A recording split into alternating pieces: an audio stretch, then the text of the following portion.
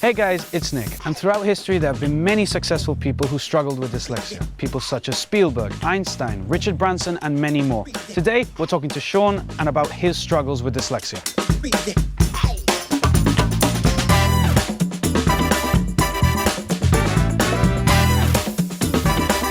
So Sean, it's a very important time of the year for dyslexic awareness. Well, when would you say you first found out that you had dyslexia? I figured out I was dyslexic when I was around 5 or 6, I think. My parents started to realize that I wasn't doing too well in school and things like that, and they started to realize that it could have been dyslexia. So then they looked into it and they paid around like 300 or something to have a specialist come over for me and diagnosed that I was actually dyslexic.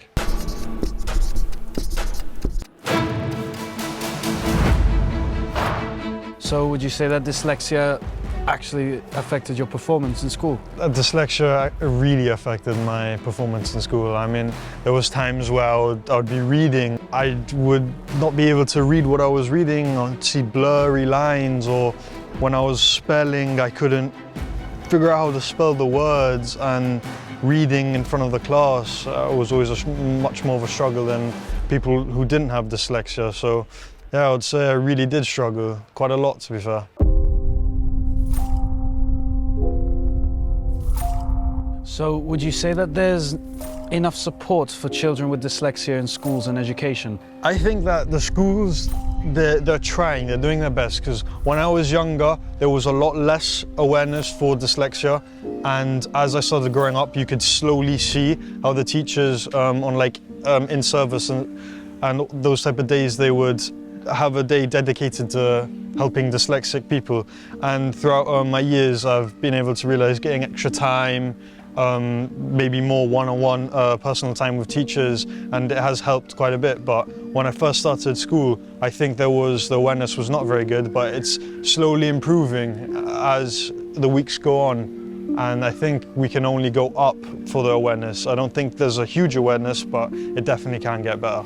They say that the dyslexic brain works differently, but it has positive attributes in the form of creativity and problem solving, and some would even say that they're superpowers. What would you say is your superpower? I'd say my superpower is probably sports or more physical activities, maybe like art or PE, even music, hands-on things where I don't have to sit down and, start writing and do like English or math or one of them things academically. If it comes hands-on, I'd say that's my superpower. That's what I'm best at. What would you say to other young people struggling with dyslexia? Not to be afraid to ask questions or to say that you're struggling, because when I was a kid, I used to read and I wouldn't know what I was reading, but I'd stay quiet. And then I would never tell anyone, and no one would know. So I wasn't getting the help.